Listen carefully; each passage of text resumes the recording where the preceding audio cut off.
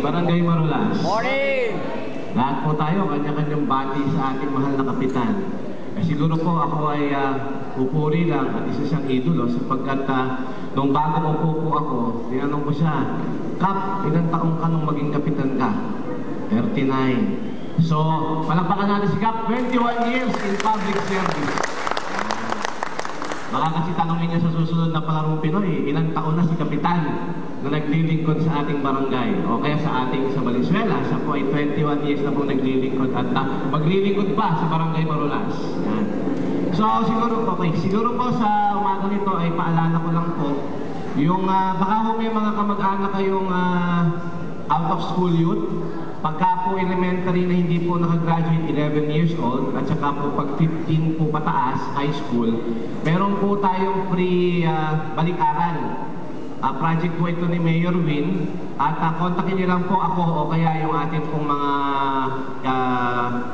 dito, instructional manager o yung IM. Pupunta po sila dito tuwing first Monday. Napaaga po yung eksaminasyon, imbis na pong October, kagaya po nung nakaraan 2009. Ngayon po, ang examen po ng mga ng ALS ay August na po gagawin.